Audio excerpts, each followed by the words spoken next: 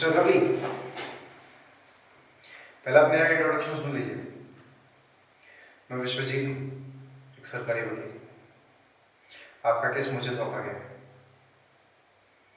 मेरा दिल तो नहीं था आपका केस लड़ने का, मगर छोड़िए, मेरा इतना इंट्रोडक्शन आपके लिए काफ़ी होना चाहिए। अब आप अपने केस के बारे में जो भी है, जितना भी है, सब सच सच बोलें। और ये जुर्म आपकी नज़र में है या नहीं, ये भी। मतलब मैं जो कुछ भी कहूँगा आप उसे सही मान लेंगे? हाँ, शायद। मैंने जो किया वो आपने सुन तो लिया होगा, हाँ, मगर क्यों किया ये सिर्फ आपको बताने की कोशिश कर सकता हूँ। करिए, पूरी कोशिश करिए, मैं सुन रहा हूँ। हम दोनों का जीवन बहुत खुशहाल था, जिसे देख के हमारे आसपास के लोग खुश हो जाते थे। कुछ लोग अपना मन भी जला लेते थे। ये बात मैं अच्छे तरीके से जानता था। सिर्फ इसलिए मैंने अपने घर पर नींबू और मिर्ची डालना शुरू कर दिया था। लेकिन मेरे रीना को इससे कोई फर्क नहीं पड़ता था। शायद उसे हमारे मोहब्बत पर मुझसे ज़्यादा भरोसा था। वो मेरा सब कुछ का ध्यान रखती थी। मेरा खाना पीना पहनना सब उसके जिम्मे था। और मैं भी बहुत बेफिक्र हुआ करता था इन बातों से। मैं पूरी कोशिश करता था कि उसे किसी चीज़ की प्रॉब्लम ना हो।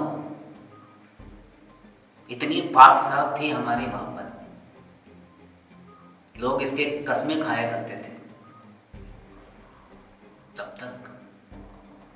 जब तक वो आंखों में मिर्ची की तरह चुभने वाला वो मंजर मेरे सामने नहीं आया।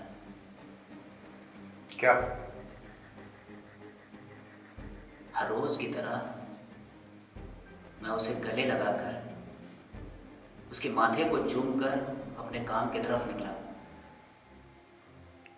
थोड़ी दूर जाने के बाद मुझे याद आया कि एक ज़रूरी फाइल घर पर भूल आया हूँ। मैंने अपनी गाड़ी घुमाई और घर की तरफ मोड़ दिया।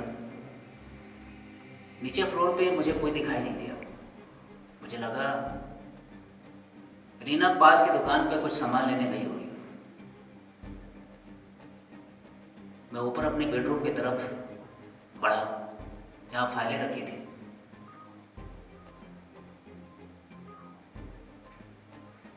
वो मंजर दिखा जो शायद मुझे वहीं खड़े खड़े अंदर से खोखला कर गया। मेरे विश्वास को खा गया, मेरे सालों के प्यार को खा गया। मेरी रीना नंगे बदन किसी और के साथ चिपके हुए लेटी थी, वो भी हमारे बिस्तर पर। उसी पल मुझे उस बिस्तर से घिन सी आने लगी। मेरा होश का ठिकाना नहीं था, शायद उसके होश का भी ठिकाना नहीं था। इसलिए वो अभी भी उसके साथ लेटी सुन पड़ी थी। थोड़ी देर बाद मैं उस मंजर से अपनी नजरें हटाकर अपने शरीर का साथ लेते हुए फाइल उठा के वहां से चला आया। तुमने रीना से कुछ नहीं कहा? यही सवाल शाम तक अपने आप से पूछता रहा। जब घर लौटा तो रीना न पहले जैसी रीना थी न उसका रवि। उस दिन के बाद सब कुछ बदल गया और 2 हफ्ते यही चलता रहा। फिर एक दिन मुझे मेरे डॉक्टर का कॉल आया। उन्होंने मुझे बहुत बहुत बधाई देते हुए कहा कि मैं बाप बनने वाला हूं। मैंने सोचा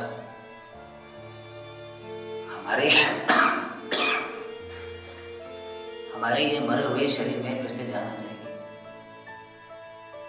हम पुरानी बातें को भुला देंगे एक बुरे वक्त की तरह, और ये बच्चा ये सब कुछ ठीक कर देगा।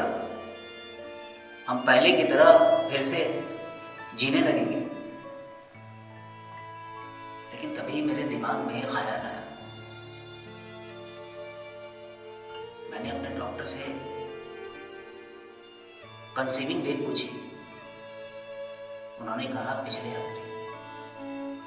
मैं समझ गया, मुझे मेरे सारे सवालों का जवाब मिल गया। मतलब ये बच्चा, मैंने रीना और उसके यार के बच्चे को चाकू से कूद कूद कर मार डाला, और तब तक मारता रहा जब तक उसके शरीर का एक एक कतरा मेरे ऊपर पूरी तरीके से फैल नहीं गया। समझ में आया मुझे तुम्हें वकील क्यों चाहिए। जो तुमने किया है वो अवैध है, जो मैं करूंगा वो भी अवैध होगा, और उसके बाद जो तुम करोगे वो भी अवैध है। लेकिन फिर भी तुम वापस यहीं आओगे और एक मुजरिम और एक कैदी की तरह जो सजा मिलती है वो पाओगे।